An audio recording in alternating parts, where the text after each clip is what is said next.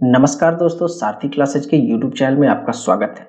दोस्तों, आज के वीडियो का हमारा टॉपिक है 1857 का विद्रोह। जी हाँ दोस्तों, जैसा कि आप सब लोग जानते हैं कि यह एक मॉडर्न हिस्ट्री का ऐसा टॉपिक है जिससे प्राय सभी एग्जाम्स में प्रश्न पूछे जाते हैं। तो दोस्तों, इस वीडियो में हम लोग सबसे पहले विद्रोह किस कारण से हुआ उन कारणों को देखेंगे, विद्रोह की असफलता के कारण को देखेंगे, उसके बाद इसके क्या परिणाम हुई वो देखेंगे और अंत में महत्वपूर्ण तथ्य को देखेंगे। दोस्तों, महत्वपूर्ण तथ्य के अंतर्गत हम लोगों ने उन सारे पॉइंट्स को कवर करने की कोशिश की है जिससे प्रायः बहुवैकल्पिक प्रश्न पूछे जाते हैं, तो इसे आप ध्यान से देखिएगा। दोस्तों, 1857 के विद्रोह के बारे में विभिन्न इतिहासकारों के बीच विभिन्न मत हैं। अगर हम लोग पहले विदेशी इतिहासकारों की बात कर लें तो सर जॉन लॉरेंस ने इसे पूर्णतः सिपाही विद्रोह कहा था, जबकि बेंजामिन डिज़ायरली ने इसे एक राष्ट्रीय विद्रोह कहा था। मेटकाफ ने इसे पुनर्स्थापनावादी आंदोलन कहा था। वहीं रोज ने इसे ईसाई धर्म के विरुद्ध एक धर्म युद्ध कहा था। अगर हम लोग भारतीय इतिहासकारों की बात कर ले तो इनके बीच में भी मतभेद है। एक और वी.डी. सावरकर ने इसे सुनियोजित राष्ट्रीय स्वतंत्रता संग्राम कहा था। वहीं एस.एन. सेन ने इसे एक ऐसा विद्रोह कहा था जो कुछ धर्म के लिए शुरू हुआ लेकिन इसका समापन राष्ट्रीय संग्राम के रूप में हुआ। आर.सी. मजूमदार ने इसे तथाकथित प्रथम राष्ट्रीय संग्राम न तो पहला ही, न राष्ट्रीय और न ही स्वतंत्रता संग्राम कहा था। वहीं अशोक मेहता ने 1857 के विद्रोह का स्वरूप राष्ट्रीय है यह कहा था। तो दोस्तों, आइए अब एक एक करके हम लोग 1857 के विद्रोह के कारण, परिणाम और महत्वपूर्ण तथ्यों की चर्चा करते हैं। सबसे पहले हम लोग 1857 के विद्रोह के कारण को देखेंगे। तो सबसे पहले उसमें है राजनैतिक कारण, प्रशासनिक एवं आर्थिक कारण, सामाजिक एवं धार्मिक कारण, सैनिक कारण और तात्कालिक कारण। दोस्तों, हम लोग एक एक करके हर पॉइंट को डिस्कस करेंगे। तो आइए सबसे पहले राजनैतिक कारण से बढ़ते हैं। राजनैतिक कारण में सबसे पहले हम लोग देखेंगे क्या है ये पॉइंट, कंपनी का भारतीय रियासतों पर क्षमताशाली नियंत्रण। जी हाँ दोस्तों, कंपनी का भारतीय रियासतों पर इस प्रकार से नियंत्रण बढ़ चुका था कि वहां के जो राजा महाराजा थे और रियासत के जो भी नवाब थे वे अपने आप को बिल्कुल पंगु समझने लगे थे। इसके बाद है वेलेजेली की सहायक संधि। दोस्तों, आपको याद होगा वेलेजेली की सहायक संधि के अनुसार रियासतों पर जबरन बोझ लाद दिया जाता था और इससे रियासत के राजाओं को घुटन होने लगी थी। डलहौजी के व्यक्तिगत के सिद्धांत। दोस्तों, इस सिद्धांत के तहत कोई भी राजा अपने दत्तक पुत्र को अपनी संपत्ति हस्तांतरित नहीं कर सकते थे और वह जो उनका जो रियासत होता था वह अंग्रेजी राज्य में मिला लिया जाता था। तो इससे भी राजाओं में काफी रोष था। नवाबों की राजकीय उपाधियां समाप्त कर देना, इसके कारण नवाब सोशली अपने आप को बहुत असहाय महसूस करने लगे थे। इसके बाद बारी आती है भारत के ब्रिटिश शासन के स्वरूप को। दोस्तों, भारत का जो ब्रिटिश शासन स्वरूप था वह एक विस्तारवादी और साम्राज्यवादी होने लगा था, जिसके कारण लोगों को ऐसा लगने लगा था कि धीरे धीरे अंग्रेज पूरे भारत पर कब्जा कर लेंगे। तो यह राजनीतिक कारण थे दोस्तों। अब इसके बाद हम लोग आगे बढ़ते हैं प्रशासनिक एवं आर्थिक कारण की ओर। तो इसमें सबसे पहला पॉइंट है भारतीय अभिजात वर्ग का शक्ति एवं पदवी से वंचित होना। जी हाँ दोस्तों, जिस प्रकार से अंग्रेजों की जो कंपनी का जो साम्राज्यवादी नीति था उसके अनुसार जो भारतीय अभिजात वर्ग थे, जो राजा महाराजा थे, उनकी शक्तियां कम होने लगी थी, उनसे उनकी पदवी छीन लेने लगी थी। तो इसके कारण उन लोगों में काफी रोष था। नवीन प्रशासनिक व्यवस्था। नवीन प्रशासनिक व्यवस्था की बात कर लें तो नवीन प्रशासनिक व्यवस्था के अनुसार जो राजा महाराजा थे और जो रियासत के जो लोग थे उनसे उनकी बहुत सारी शक्तियां ले ली गई थी और उन्हें एक पपेट की तरह यूज किया जाने लगा था। इसके बाद बारी आती है उच्च पद पर केवल अंग्रेजों के लिए। जो उच्च पद था दोस्तों, उच्च पद मतलब जो सेना में उच्च पद हो या असैनिक हो, दोनों, सेना के पद हो या असैनिक हो। सेना में तो दोस्तों भारतीय लोगों के लिए सूबेदार का जो पद था वही सबसे ऊपर का पद था। सूबेदार से ऊपर कोई भारतीय नहीं जा सकता था। उसी प्रकार असैनिक में भी दोस्तों जो सदर तहसीलदार था उससे ऊपर कोई नहीं जा सकता था। तो जो छोटे छोटे पद थे वो भारतीयों के लिए थे और उच्च पद पर केवल अंग्रेज यानी यूरोपीय ही रह सकते थे। इसके कारण भी लोगों में काफी रोष था। भारतीयों को सैन्य एवं असैनिक प्रशासन में निम्न पद, अभी जैसा कि हम लोगों ने डिस्कस किया, ईस्ट इंडिया कंपनी की अयोग्य एवं अपर्याप्त प्रशासनिक कार्य प्रणाली। ईस्ट इंडिया कंपनी दोस्तों भारत में साम्राज्यवादी नीति अपना रही थी, लेकिन उनका जो प्रशासनिक कार्य प्रणाली थी वह योग्य नहीं थी, और जिसके कारण और वो इतने बड़े देश को संभालने के लिए पर्याप्त भी नहीं हो पा रही थी, जिसके कारण भी लोगों में काफी रोष था। अब बारी आती है सामाजिक एवं धार्मिक कारण की। तो अंग्रेजों का भारतीयों को हेय दृष्टि से देखना। अंग्रेज हमेशा भारतीयों को निम्न दृष्टि से देखते थे, क्योंकि वे गोरे थे और यहाँ के लोगों का रंग काला था। भारतीयों के प्रति रंग भेद की नीति, वे भारतीयों को काला और सुअर कहते थे, तो इस प्रकार से वे भारतीयों को अपमानित करते थे। अंग्रेजों द्वारा भारतीयों पर धर्मांतरण का दबाव। दोस्तों यह बहुत बड़ी बात है, क्योंकि कई अंग्रेज जो अधिकारी थे उन्होंने ये कहा था कि उनका उद्देश्य है भारत को ईसाई धर्म से लबरेज कर देना। धार्मिक अयोग्यता अधिनियम 1850। दोस्तों यह अधिनियम लाने के बाद बहुत सारे हिंदू रीति रिवाजों में परिवर्तन लाने का प्रयास किया गया था, ताकि लोग दबाव में आए और ईसाई धर्म को अपना लें। पाठशालाओं में जबरदस्ती बाइबल पढ़ाने पर भी जोर दिया गया था, ताकि लोगों के बीच बाइबल के प्रति रुचि बढ़े और लोग आखिरकार धर्मांतरण के लिए प्रोत्साहित हों। अब बात कर लेते हैं सैनिक कारण की। तो सैनिक कारण की जब हम लोग बात करते हैं तो सबसे पहला कारण क्या था? 1824 ईस्वी में सैनिकों का समुद्र पार करने से इनकार कर देना। दोस्तों भारतीयों में यह एक चलन था, यह एक प्रथा थी और यह एक मान्यता थी कि समुद्र पार करने से पाप लगता है, या मतलब आप अशुद्ध हो जाते हैं। तो इसीलिए, और चूंकि भारतीय सैनिकों में ज्यादातर ब्राह्मण और राजपूत लोग ही थे, तो ये लोग इन चीजों को बहुत मानते थे, तो उन्होंने 1824 ईस्वी में सैनिकों ने समुद्र पार करने से इनकार कर दिया था। 1844 ईस्वी में बंगाल के 4 रेजिमेंटों का अतिरिक्त भत्ता नहीं मिलना। दोस्तों 1844 ईस्वी में बंगाल के 4 रेजिमेंटों को अतिरिक्त भत्ता नहीं मिला, इसके कारण उन्होंने जाने से इनकार कर दिया। डाकघर अधिनियम 1854। दोस्तों डाकघर अधिनियम 1854 आने से पहले सैनिकों को निःशुल्क डाक सुविधा प्राप्त होती थी, जो कि इस अधिनियम के तहत समाप्त कर दी। सामान्य सेना भर्ती अधिनियम 1856। दोस्तों इस अधिनियम ने आग में घी का काम किया, क्योंकि इस अधिनियम के तहत भर्ती होने वाले सैनिकों से पहले ही यह लिखित में लिया जाता था कि वे कहीं भी युद्ध पर जा सकते, उन्हें कहीं भी भेजा जा सकता है।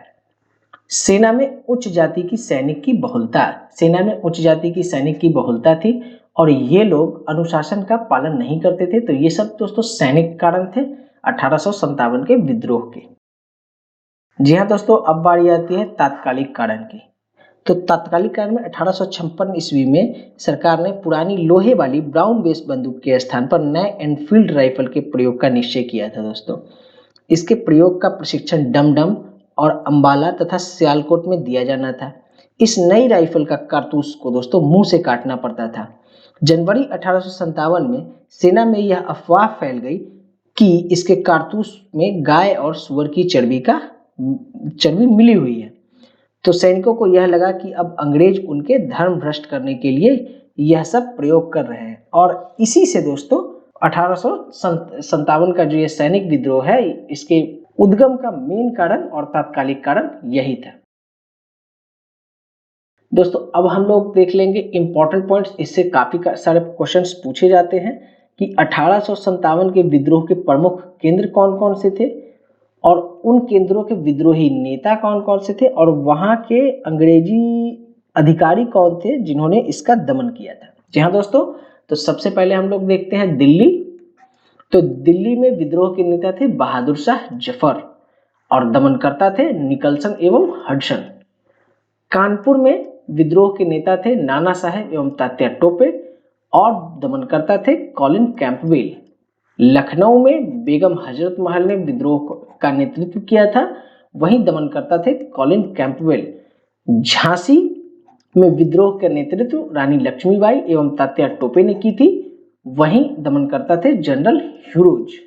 जगदीशपुर में विद्रोह का नेतृत्व बाबू कुंवर सिंह ने किया था, जबकि इसका दमन विलियम टेलर एवं विंसेंट आयर ने किया था। फैजाबाद में मौलवी अहमदुल्ला ने विद्रोह का नेतृत्व किया था, वहीं कर्नल नील ने इसे दमन किया था। इलाहाबाद में लियाकत अली थे विद्रोह के नेता और कर्नल नील थे दमनकर्ता। बरेली में खान बहादुर खान ने विद्रोह का नेतृत्व किया था, वहीं विंसेंट आयर ने इसका दमन किया था। और अंत में फतेहपुर में अजीमुल्ला ने विद्रोह का नेतृत्व किया था और दमनकर्ता थे जनरल रेनर। दोस्तों इस टेबल को ध्यान से याद रखिएगा क्योंकि इससे प्रायः काफी क्वेश्चंस पूछे जाते हैं। अब दोस्तों आप यहाँ देख ले सकते हैं ये कि आपके मैप में आप देख सकते हैं कि जो विद्रोह का केंद्र था यह मेरठ, दिल्ली, बरेली, लखनऊ, ग्वालियर, झांसी, कानपुर, इलाहाबाद, बनारस, पटना, आड़ा और बंगाल के कुछ भाग में ही सीमित था। दक्षिण भारत पूरा शांत था और उत्तर पूर्व भारत भी पूरा शांत था। अब हम लोग दोस्तों देखेंगे 1857 के विद्रोह की विफलता के कारण। आखिर यह विद्रोह क्यों विफल रहा?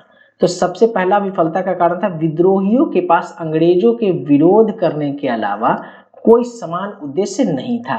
कोई समान उद्देश्य नहीं था।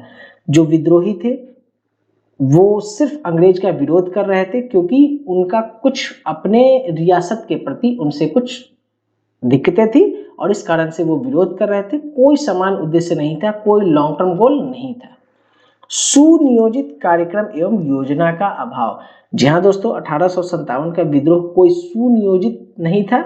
यह एक सैनिक विद्रोह के रूप में शुरू हुआ और उसके बाद बहुत सारे रियासतों के जो राजा महाराजा थे उन्होंने इसमें भाग लिया और उन्होंने अपने अपने रियासत में कंपनी की सेना का विद्रोह किया।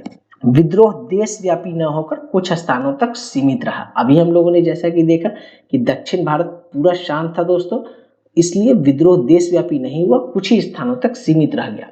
भारतीयों में एकता का अभाव। भारतीयों में एकता का भारी अभाव था दोस्तों। सभी रियासत के जो राजा महाराजा रानी जो भी थे वो सिर्फ अपने रियासत के लिए लड़ रहे थे, उनमें आपसी समन्वय का भारी अभाव था। कुशल एवं सुयोग्य नेतृत्व का अभाव। दोस्तों सिपाहियों ने विद्रोह करके दिल्ली को अपने कब्जे में लिया और बहादुर शाह जफर को अपना सम्राट घोषित किया, लेकिन बहादुर शाह जफर की उम्र उस समय लगभग 80 साल थी और इसीलिए वो सिर्फ एक नाम मात्र के ही सम्राट थे। उनमें कुशल नेतृत्व और कुशल एवं सुयोग्य नेतृत्व का काफी अभाव था। इसके बाद बारी आती है अंग्रेजों की तुलना में साधन का अभाव। दोस्तों अंग्रेज बंदूक और अन्य सैन्य साधनों से लैस थे, जबकि ज्यादातर विद्रोही विद्रोहकर्ता तलवार और भाले से लड़ रहे थे। राष्ट्रवाद की कमी। दोस्तों उस समय तक राष्ट्रवाद का उदय हुआ नहीं था। सभी रियासत के जो राजा थे वो सिर्फ अपने रियासत के लिए लड़ रहे थे। कुछ नवाब थे जो कि अपने पदवी के लिए लड़ रहे थे और उन्हें पूरे राष्ट्र से कोई मतलब नहीं था। कुछ प्रदेश के राजा एवं सेनाओं का राजभक्त बने रहना। बहुत सारे ऐसे प्रदेश थे दोस्तों जो कि इस विद्रोह को दमन करने के लिए कंपनी की सेना की मदद कर रहे थे और वो राजभक्त बने थे। विद्रोह के क्या परिणाम हुए? 1857 के विद्रोह के परिणाम। तो सबसे पहला परिणाम हुआ सेना का पुनर्गठन किया गया। सेना में अनुशासन की भारी कमी थी, तो 1857 के बाद जो 1858 का एक्ट आया उसके तहत सेना का पुनर्गठन किया गया और रेजिमेंटों में काफी परिवर्तन लाया गया। इसके बाद कंपनी के शासन का अंत कर दिया गया। यह सबसे बड़ा परिवर्तन था। 1858 के अधिनियम के तहत कंपनी के शासन को अंत करके सीधे ब्रिटिश क्राउन के हाथ में सत्ता दे दी गई। इसके बाद नई शासन नीति का उदय हुआ। साम्राज्यवादी नीति में परिवर्तन लाया गया। यह बोला गया कि अब अंग्रेज साम्राज्यवादी नीति नहीं अपनाएंगे। इसके बाद जो लास्ट पॉइंट है दोस्तों परिणाम का, उसमें है भारतीयों एवं अंग्रेजों के बीच घृणा की उत्पत्ति। दोस्तों इस विद्रोह के बाद से ही दोनों के बीच में काफी मतभेद बढ़ गया था। दोस्तों अब आखिर में बात कर लेते हैं विद्रोह के महत्वपूर्ण तथ्यों की, जिससे प्रायः क्वेश्चंस पूछे जाते हैं, तो इसको आप ध्यान से देखिएगा। अगर नोट कर सकते हैं तो नोट कर लीजिएगा, वैसे आपको पीडीएफ बाद में दे दिया जाएगा। 1857 के विद्रोह के समय इंग्लैंड के प्रधानमंत्री थे पामस्टर्न।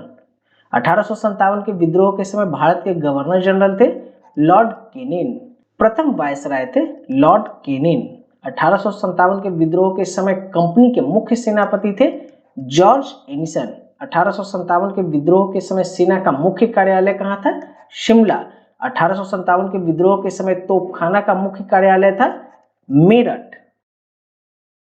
1857 के विद्रोह के समय भारत का सम्राट था बहादुर शाह जफर। 1857 के विद्रोह के समय जो झंडा गीत की रचना की गई थी वो अजीमुल्ला के द्वारा की गई थी। 1857 के विद्रोह की शुरुआत हुई थी 34वीं बंगाल नेटिव इन्फेंट्री बैरकपुर से। 1857 के विद्रोह की शुरुआत की गई थी मंगल पांडे के द्वारा। 1857 के विद्रोह में मरने वाला पहला अंग्रेज था कर्नल प्रिंस। तो दोस्तों इस वीडियो में बस इतना ही। वीडियो में बने रहने के लिए धन्यवाद। अगर वीडियो अच्छा लगा हो तो लाइक करिएगा, इसे शेयर करिएगा।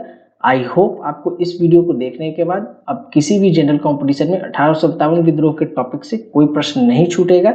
कमेंट बॉक्स में वीडियो के बारे में जरूर कमेंट करिएगा और अगर अभी तक आपने हमारे चैनल को सब्सक्राइब नहीं किया है तो इसे सब्सक्राइब कर बेल आइकन दबा लें ताकि हमारे द्वारा बनाया जाने वाला इंफॉर्मेटिव और एग्जाम ओरिएंटेड वीडियो का नोटिफिकेशन आपको मिलता रहे। धन्यवाद।